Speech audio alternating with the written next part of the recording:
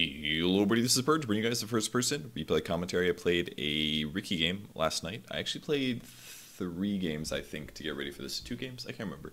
Played a few Riki games to get ready for this game, and I haven't made a Riki video since he was changed, which was actually a stupidly long time ago. Sorry I haven't made a video since then. But the reality is that nobody plays Riki at my MMR. Never! You actually never see a Riki, which is really curious, because I'm sure a lot of you guys are like, God, I see Riki like every other game. The reason is because, like, at low levels, people pick Riki all the time because they see him owning everybody, and he's invisible all the time. He just seems so overpowered, but the reality is that if you know how to play against him, he's not that overpowered. And I'll try to tell you guys his strengths and weaknesses this game, and talk about why he's so good. So first off, the hero is invisible all the time if you want him to be with the second skill. So your opponents are forced to buy a lot of detection and a lot of things like that to retain ability to kill you, pretty much. This makes it really hard to defend against the character because you have to buy sentry wards, you have to buy dust. If he gets ahead in any way, he becomes stupidly powerful. And I do that this game, so I can tell you guys how to do that and stuff like that. So first things first, his agility gain is really high, 2.9 per level. His strength gain is okay too, and his int gain is terrible. It's like 1.3, so he has virtually no intelligence this game. But it's not that big of a deal. You really don't need that much int or mana pool to make Riki work. So I think Riki is personally a good offlaner. He can be played mid as well. When you play him mid, the reason he works mid really well is because backstab is recently buffed to work on denies as well as last hits. So if you're in the mid lane, you can deny extremely well because backstab gives you a huge amount of damage. It does bonus damage based on how much agility you have if you hit your target on the back. It used to not work on denies, now it works on denies and last hits. That means your ability to last hit is ridiculous. And in some ways, you can actually look at Riki. If Riki's not being harassed, for example, your hero's also really good at pushing lanes because you do so much physical damage. So one really nice thing about playing Riki offlane is that you can very easily contest the rune spot here. I basically just stood on the rune. That way he couldn't body block it with his body. I was body blocking with my body. That way when it spawned, I could click on it as fast as he could. And here I placed a ward down to block their small camp as well as their large camp in case Axe came later to jungle later. So when you're playing offlane Riki, the reason it's so good is because you're guaranteed invis at level 1. The way that this has changed, permanent invisibility is no longer an ultimate, it's now a passive. But it has a fade of 8 seconds, which is stupidly large. When you're invisible, you do get health regen, which is pretty cool. But if you do go for last hits, you have to run away pretty rapidly afterwards because your opponents have an opportunity to harass you. So make sure that you kind of weave in and out for last hits. Now, some Riki players do grab Boots of Travel, or Boots first, but I am not a huge fan of this. I think the Stout Shield is definitely the way to go because your hero very much will get into right-click fights with your opponents. And a lot of the times, having a Stout Shield for that is really, really beneficial to have. So I usually go for a really fast Poor Man's Shield, and I think this is the way to go. First of all, it increases your survivability by a lot. You have really, really high base armor as a hero. So high base armor while also having a Poor Man's Shield on an agility hero who gets bonus damage from agility. It's the perfect item for Rikimaru. You should get a Poor Man's Shield in your lane. And remember, yes, you are going to be harassed by their supports, but you can also go invisible. So it's not like you need the boots to stay alive. It's more like the boots would give you ability to chase people down, but the important part is to be able to stay in lane, because at early levels your invis is not a very high cooldown, so you will be taking a lot of damage, assuming you also go for last hits. And it is important that you go for last hits in addition to you getting farm. So I'm taking a lot of damage here, but it's not that big of a deal because I'm getting levels. Really nice arrow from the bottom here, and I put a smoke down as well to guarantee the kills on these guys. Look how much damage that was to his back. I did 70 damage. And I'm only a minute and 55 into the game. It's just so powerful. And that was a really nice roam from the bottom in the Lina, and it worked out really nicely. The skill build that I went here is pretty much my skill build every single game. The only reason I probably wouldn't get maybe smokescreen this early is because I wanted to backstab. If I'm in a 1v1 lane, I might not get smokescreen. But since I'm against a dual lane, I definitely want smokescreen fairly early. So this is the best skill build by level 4 in my opinion. You want 1 level of permanent invisibility, 2 levels of backstab, and 1 smokescreen.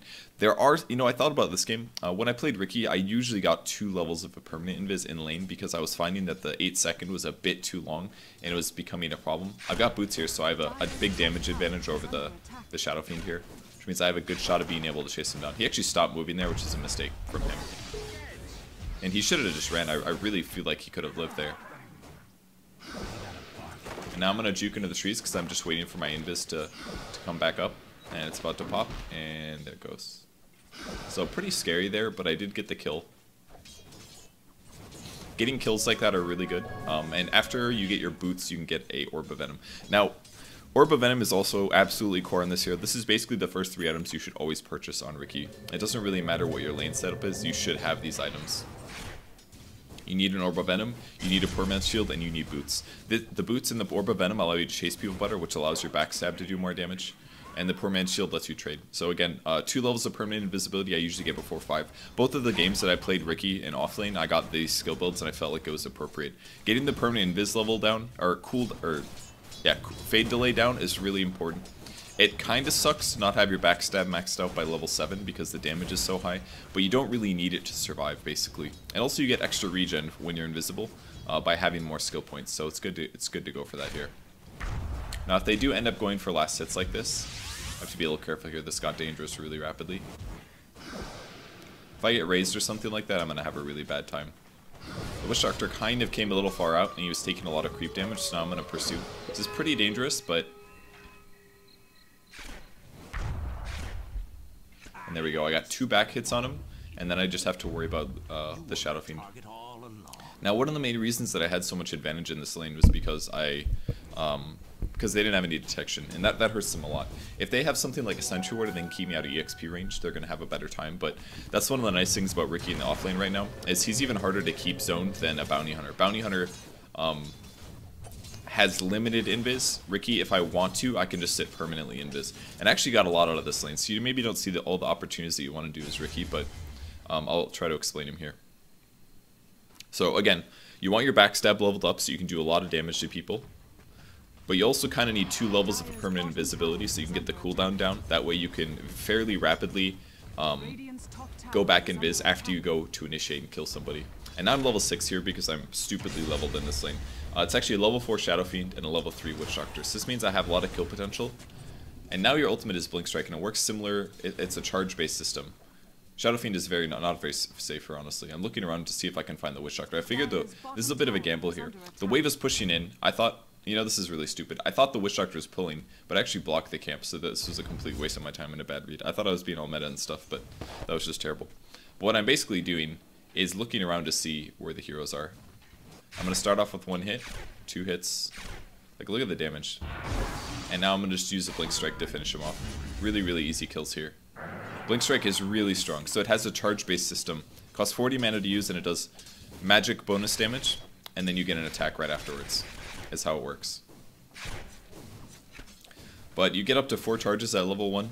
At level 2 you get 5 charges, and at level 3 you get 6 charges. These actually respawn really slowly. It's 35 seconds that they respawn. So if you abuse them too much, like if you cast this a bunch of times just to do bonus damage, you're kind of wasting your hero's viability.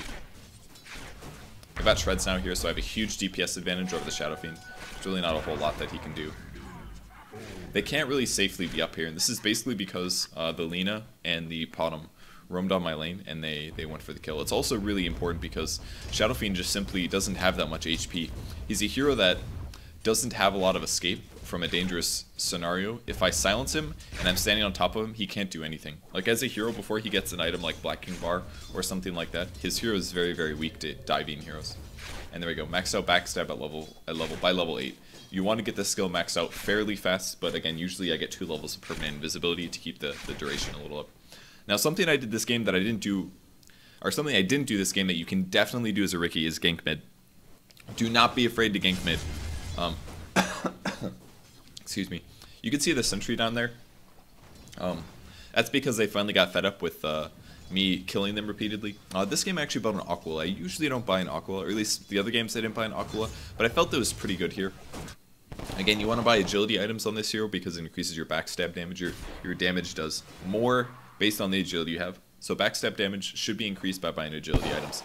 And I saw that they put down sentries, so I figured I just killed them a stupid amount of times in the lane. They're going to play really safe now, and that means covering each other. There's going to be less opportunities for me to go for a kill. When you gank people so much that they get terrified, what that means is that it becomes really hard afterwards to continue getting kills. People will learn eventually. So even if I got a total of 6 kills with help from allies, they're still eventually going to stop playing like idiots, and they're going to stop letting me kill them. And that's usually when you want to start ganking other lanes. It's kind of like when you play...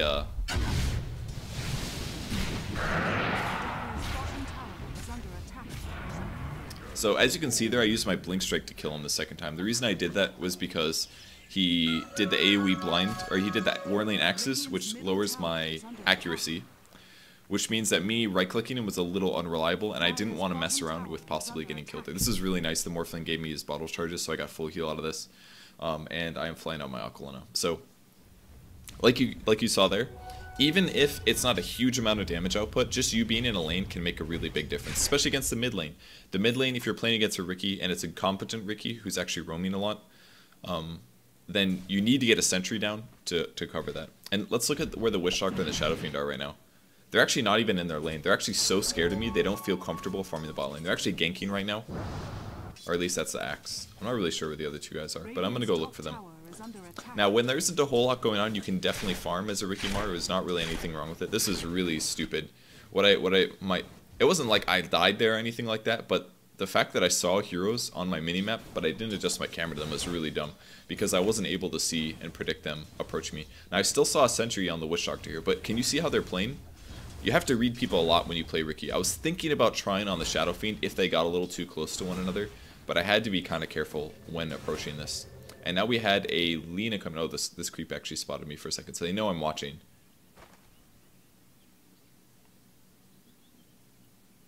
Still have a sentry, still sitting under their tower. They're not doing anything.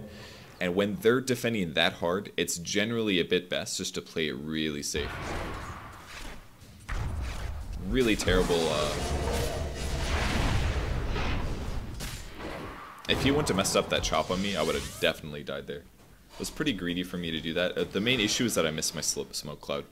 Again, if you don't know how to play Riki, I haven't done a very good job explaining it, but what your first skill does is it drops down a cloud that slows their movement speed, slows their attack speed, and prevents them from casting spells. So you put it on people, that way you get a couple more attacks. Now the way to combat against this, first of all, never feed Riki. Don't, at least when heroes have very equivalent damage to you, don't forget that you can blink to allies if needed. I think I did end up dying here. The tread switch actually hurt me, I think, because I went from treads to a different boots. But so many Riki things that I could talk about. Okay, I've been kind of scatterbrained about explaining this, but let's just go through the skills really quick and I'll explain how they all work in case you guys don't know. First skill drops a smoke cloud that prevents casting of spells, slows movement and attack speed, and the radius scales up as you level it up, as does the miss chance within it. So basically you prop down the smoke, you're right-clicking some guy, and he's going to miss more often, and he's going to attack slower than you, and generally you will out-DPS him. But the real secret is that Riki's damage comes almost entirely from his backstab. So if you turn your back to a Riki, he is going to do a stupid amount of damage to you. You won't be able to win that fight. So if you're still equal in farm to the Riki, the secret is when he smoke clouds you, you just turn and right-click him.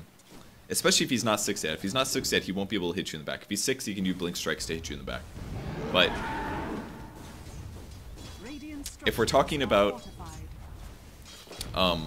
supports in the early game, just right-click him, because he won't backstab you. He'll do more damage than you will in the smoke cloud, but as soon as the smoke runs out, you can throw a stun, and you'll stun him, or slow him, or whatever, and then you can get away. So the secret is generally not to run away. You have to be pretty careful about that.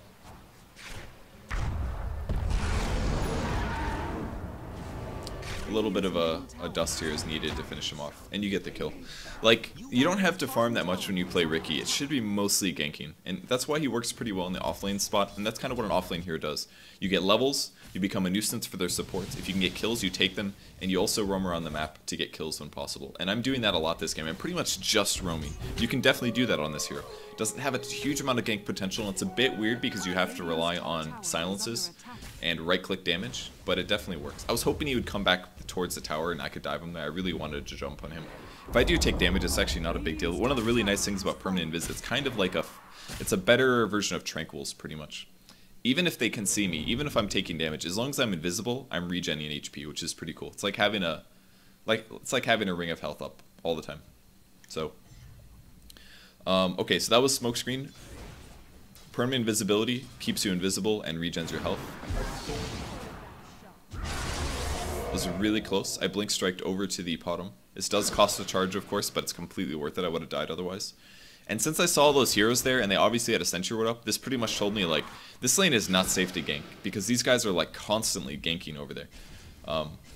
Oh, one cool thing about permanent invisibility, it doesn't make you uninvisible when you use items. It's a buff to Riki that happened. So if I tread switch, it doesn't make my hero visible again. So if I'm regenning, definitely go to agility treads, because it'll keep your overall HP a bit faster. So since there was so much crap going on here, and they're defending so heavily down there, that means, okay, I obviously don't want to roam down there. They're waiting for me to show up. So where I should be is in a different lane trying to set up kills there. Again, I could go somewhere and farm, but it's generally better if you just help out in the whole ganking department. I'm just going to blink strike right on him here. I was a little bit of bad positioning.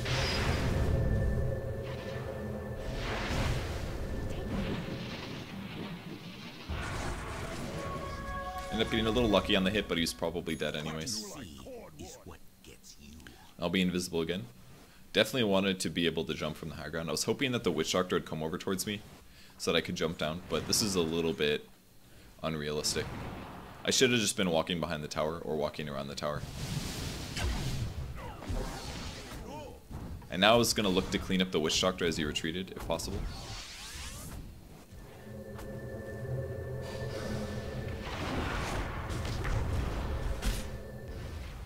That was really close. If I'd have put the smoke cloud down, I would have died there for sure. Dire's top tower is under attack.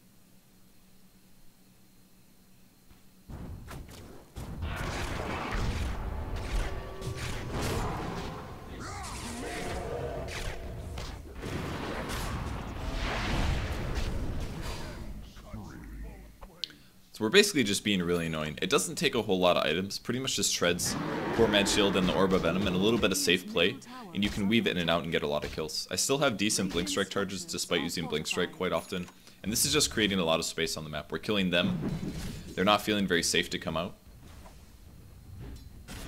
And I really don't need a whole lot of HP to do good things. I thought he was going to run this way, that was the bad mistake.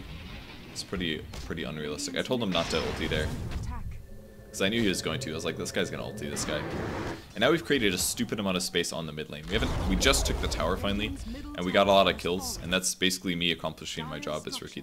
I saw this Shadow Fiend down here, I was like, oh man, Shadow Fiend's so low, I should kill him. But then Witch Doctor showed up.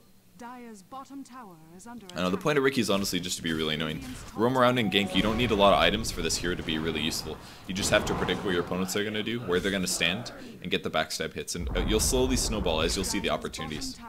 Now this is an opportunity for where I decided that farming was a bit better, and you'll actually see that Riki's actually really good at farming creeps. It may not seem like it because he doesn't have an AoE spell, but he can farm heroes really well, and he can also farm creeps really well, because you get so many agility items, your attack speed is good. Always go on the back line if you can. I'm messing my right clicks a little bit there.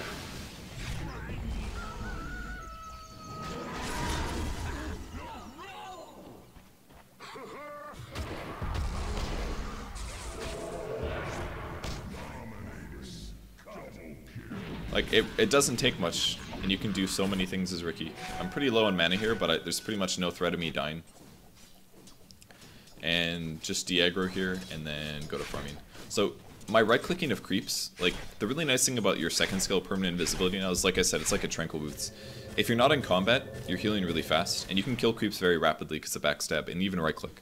With treads and 100 damage and right-click, I can actually kill creeps pretty quick. It's not super fast, and it's not always super safe, but it works well. I haven't bought any items in a long time. I probably should. I am building a Diffusal Blade. I think this is core on offlane Riki. If you're playing safe farm Riki, it's maybe a bit different. And I saw QO play a Riki in one game in Creo where he went Mask of Madness Basher. And in the mid lane, I thought that was pretty good. You can backstab creeps, by the way. That's pretty nice. He did get a hit on me there, but it's not really that big of a deal. Really good arrow by the bottom. A little bit of a mistake from me here. I wanted to drop the smoke cloud as soon as his stun ended, but I dropped it a little late, and the X spin caught me. Pretty big mistake. Excuse me. Because if he X-spins there and his team shows up and I miss like 2 attacks, then all of a sudden my kill gets all messed up. So I was pretty bad that I dropped the smoke cloud blade. I should just played a little safer, put it down. He was going to die shortly anyways, no point doing it at max efficiency. But anyways, getting that kill guarantees that I have a diffusal blade. And the reason this item is so amazing, especially on Riki, is because, first of all, it's only agility. I saw this Witch Shock and I was like, I want to solo kill this guy under tower. I don't give a shit. And again, they were all there. And I just, as soon as I got called, I just stopped. I was like, I'm dead. And I typed LOL in LA chat because it was like their reaction there was a perfect explanation of how well I've been playing in a way, if that makes sense. That guy looks super dead. Like, the fight was obviously terrible for us, but if you dive somebody under a tier 1 tower after not showing in that lane for a long time and immediately 2 other guys jump on you, that means that you're doing a good job scaring the shit out of them. Like, you're scaring them so much that they actually just hide 3 heroes by their tower at all times. And it might seem like, oh, you died, like obviously that wasn't good for you, and you're right, but the important part is that you're making them play weird. You're forcing them to play in a way that like results in them not playing efficiently. They didn't get good farm. Got a little bit of a kill here. I didn't know if this guy had invis or not, but I went for it. And I did end up getting him. Don't be afraid to go on a hero that you think is going to be invisible. My dust is going to wear off here. Okay, the main reason that Diffusal Blade is amazing on Riki, first of all, gives you agility. Gives you 20 agility. It also gives you mana burn, which is physical. So you get bonus damage from backstab. Any agility items you buy in this hero essentially get doubled in effectiveness because you get over double damage for every point of agility. The other reason it's fantastic, a little bit of int goes a bit of a way because you're usually going to have a bit of mana problems. And the other really important reason is because it provides you a slow. Now, the slow that we had before was pretty much reliant on both Smokescreen as well as Orb of Venom. But usually if people really want to get out, it only takes them about 2 or 3 seconds to get out of the Smoke of Deceit, and then they're fine. But the benefit of having the Diffusal Blade is that you can slow somebody really, really hard within a group, within an area. They were asking me to come over here, but I was fine farming. Like, by farming this wave, I get like 6 CS, but I also push it. And that's, like, pushing the wave is also really good because it helps create space. They were upset because I wasn't there, but I don't give a shit. It's okay for me to farm sometimes. I don't have to gank constantly. If anything, it's better if you don't constantly gank. Because let's talk about them sitting under the tower. If I constantly gank, the counter to it is them standing around like idiots. But if I stop ganking and they spend 45 seconds sitting around like idiots while I farm a camp or 2, then my team's gold increases while their team's gold decreases. Because they're waiting to kill me. If they kill me, it's worth it. So it's worth it for them there. But if I hadn't done something really aggressive and dived under the tower, them standing around would have accomplished nothing. Axe could have been farming jungle camps. He could have been setting up ganks on different lanes. So when you play a hero like Riki, there's a big balance between over-ganking. And sometimes I think people over-gank really, really too often. I thought he wasn't getting a super bash there, but I TP'd to the lane because another cool thing a Diffusal Blade does is it removes debuffs. You can use it to remove haste runes, you can use it to remove double damages, and most importantly, you can use it to remove dust from yourself. And this is why you get it first. A lot of Rikis may think like, oh, I need a BKB to remove dust, or I need a Manta to remove dust. The best way to remove dust as a Riki is either Manta, but mainly it's Diffusal Blade. It's really, really, really good at removing dust. You can use it, it doesn't make you visible. Unfortunately here he was a little bit too fast for me, so it's hard for me to catch up. But we're just going to come back here and we're going to dive. Just wanted to get my Yasha first. Again, the smoke cloud, and look at this. Even hitting him into the face, I still do a large amount of damage to the guy. There's so much lag right here. Oh, that played out really well on the replay. But it like super lagged for me just there. Anyways, just gonna hide back there for a bit.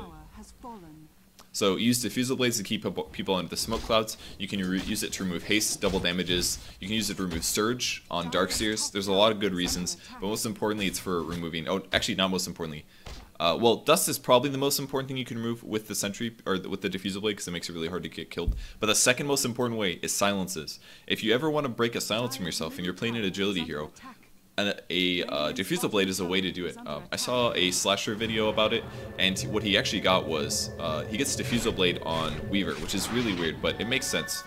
You can use it because you can hit twice with Geminate, and you can also remove silences from your hero. So it's a pretty cool item build, really cool item build, but really good for Riki.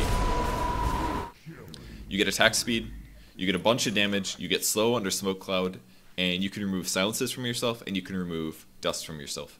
It's the ultimate offensive while also very defensive item. It's like having a Black King bar, essentially. Wow, I really messed up bad on the right click in here. That should have been a right click, a triple. He actually could have stopped me from killing him, I think. That was terrible how bad the how bad that was. So I got 3 levels of Blink Strike now. I don't think I've explained Blink Strike yet.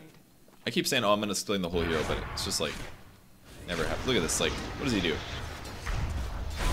Like, Blink Strike now has 6 charges, it does 100 magic damage per charge. One cool thing about Blink Strike that I did a couple times, it doesn't cast a spell, or when you cast it, it doesn't make you visible. It only makes you visible as you right click. So what you can actually do if you want to, if you're escaping, you can actually Blink Strike to an ally, or an enemy, do the damage to them and then run away. There was another time where I was really far behind versus a storm, and he was about to rune control, so I blinked to him and then grabbed the rune, and I never became visible the whole time. This is really unfortunate.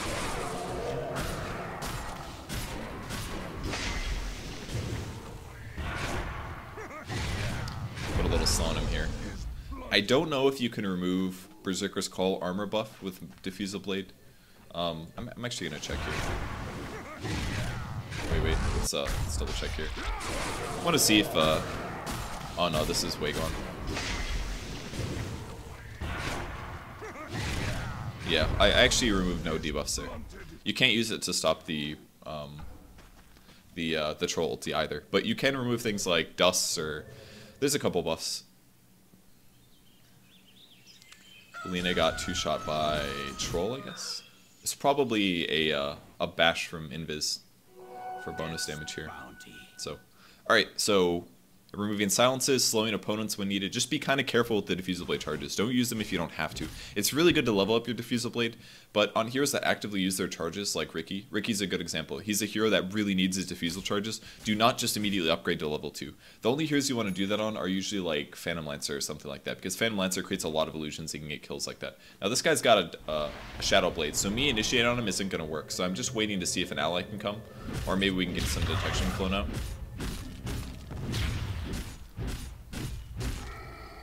Really nice arrow here.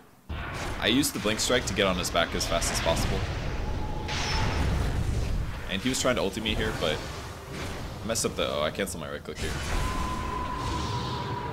And there was a dust on me, but I used the Diffusal Blade to remove it.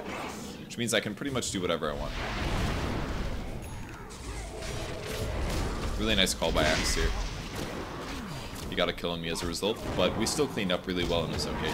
He got my Wicked Stake Streak, so he gets gold out of it, but that's alright.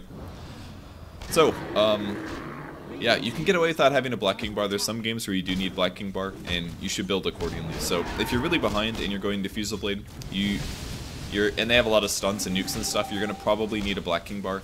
But if you're really ahead like I am in this game, you can build a Manta style, or you can build a Master Menace, or you can build Scotty, or you can build a Butterfly. Those are all options. I don't really recommend Butterfly until a bit later. In this game I built the Manta style. The reason Manta is really good is because you build so many agility items. That's a nice stun there. The reason Manta is so good is because you build a lot of agility items, and illusions do damage based on their primary damage attribute. The primary, it's similar to Morphling. It's this first number, you can't see my mouse, but once I click on my hero, it says 154. First here it's 94 plus 38. So the damage your illusions do is based on this 94. This 38 or this 66 or this 9 does nothing for your illusions at all. It doesn't count for them. That's the plus damage coming from Ring of Aquila, plus 9 damage. That damage does not apply to illusions. And the reason it doesn't is because if you got a Divine Rapier, your illusions would do a stupid amount of damage. It doesn't work that way. It'd be too cheap. You have to get agility items, or you have to increase your base damage through ways like Klink's ulti, things like that. That's the only way to make your illusions do more. I don't even know if that works, actually, if Klink's uses an ulti and he mantas. I don't know. But if you get agility items, and you get a lot of agility items, oftentimes getting a Manta is really good, especially on a melee hero. Melee heroes do a lot more damage in right-click. I told the Ursa not to follow this guy, because he was just going to get initiated, especially when I saw the Axe here. It's like, oh, you're obviously getting jumped on. I thought about going up there, but with Axe spinning for damage, with a DD, and a Troll, also doing Whirling Axes, my chances of getting those kills were pretty low. You might be able to actually remove the Whirling Axes debuff. That would be a cool one to be able to defuse off if you really needed the right click. We wanted to kill the troll here because we knew that he had a gem. So this is our attempt. A little bit of a slow here. I had the dust.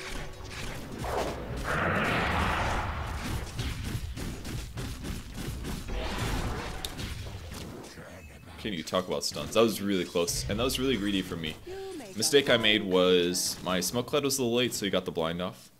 Even after the blind landed, I should have just manted immediately to remove the blind to guarantee the kill, but I felt really comfortable going for the kill. I felt really strong, but that was actually a hero I needed to be careful of. He does all physical damage, so him killing me was definitely a possibility. So I should have manted immediately, or I should have tried to remove the debuff with my diffusal blade to see if that worked. Because I almost died there. That was stupidly close, and that would have been a big advantage. If he actually got the kill on me and then also killed Potom somehow, that would have been ridiculous. And we could have... I mean, we wouldn't have lost the game probably, but that would have given him a lot of gold and really hurt my gold gain. So, an important kill because we got the gem, though. And killing gems when they purchase them is super important because it means that their next, like, 7 minutes are going to be held because they still have to rely on dust and sentry wards to deal with me. Sentries are the best, and Axe is a good option against Riki because you can force him to become invisible for 3 seconds, or 5 seconds, basically. But gem is by far the best way. If I have a diffusal blade, then dust really doesn't do that much if I'm playing at all correctly. So at this point in the game, now that I have Manta style, I can smoke cloud, I can diffuse the blade, I can split to Manta, get bonus damage. I don't think your illusions backstab. It sounds like they do, but they don't actually backstab. But regardless, my illusions actually do quite a bit of damage. Melee illusions, I think, do... Ranged image is 28%, melee is 33%. So Manta style actually increases my damage by about 66%, which is really high if you think about it. Not exactly true because of backstab and stuff like that, but my base damage, if you're increasing your base damage by 66%, that's getting close to a double damage, and double damage is obviously really, really powerful. So this is a case of me looking around for kills, nobody existing, so I'm just going to start farming. Again, don't be afraid to go and grab last hits sometimes. I'm going to use a Manta style here. I'm not really sure if my illusions were backstabbing or not. This is another good thing with Manta, is that you can use it to push. Don't be afraid to just right click them in a lane and see if they get any farm, stuff like that. And then I can go jungle instead.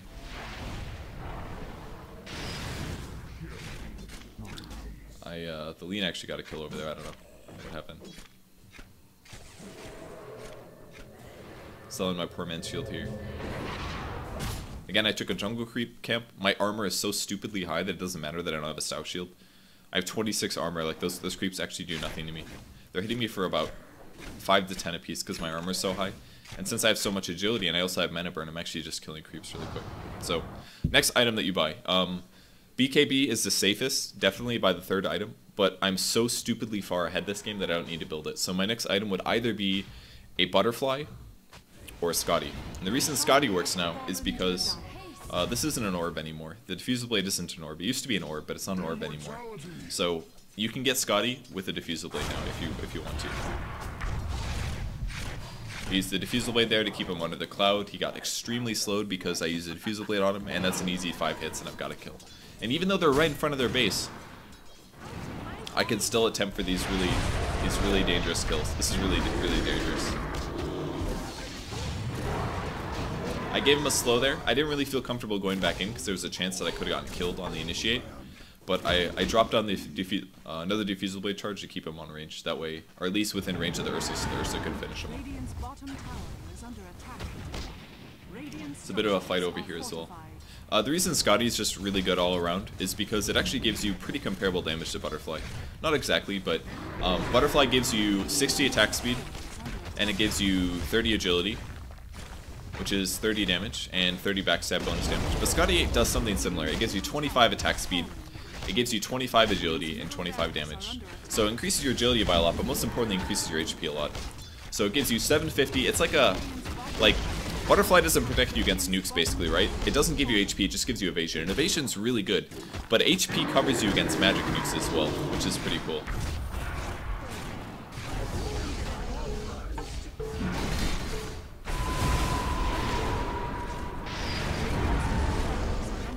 Just use the smoke or dust to make sure that we got him there. So Scotty gives you a lot of HP to make up for the fact that I'm not buying a Black King bar. It gives me 25 agility. It also gives me a really good slow, so I don't even have to rely on diffusal blade charge to slow people anymore. I can mostly just get I can mostly just slow them due to Scotty if needed and the smoke cloud. And I have so much HP that it's hard for them to deal with me. It's like, it's all around really good. I think if I was playing more seriously, if you look at the heroes they have a Shadow Fiend, a Witch Doctor, an Axe, this is not as much right click, but a Clinks and a Troll. They basically have 4 heroes that are entirely reliant on hitting landing attacks to do damage. So a Butterfly probably would have been the better plan here, I think. Almost for sure.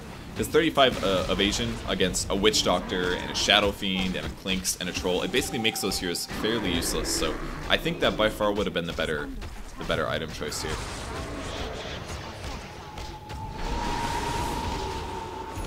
So I grab my Scotty from the base, and that's going to be the end of the game. So you didn't really get to see me use Scotty, but essentially the game was won because I snowballed really hard, and he is, like, Riki is by far one of the best snowballing heroes in the whole game, as you could see. It's because his damage scales so amazingly, because he's getting so much more value for his damage than most heroes are, because, like, there's agility heroes like Morphling where you just buy agility items just for the purpose of getting the agility items. But all of a sudden Riki does a bonus 1.25 as agility. So every time I buy an agility item, I'm getting double the damage than I would on any other hero. Like, I only got 72 CS that game. I didn't get that much farm.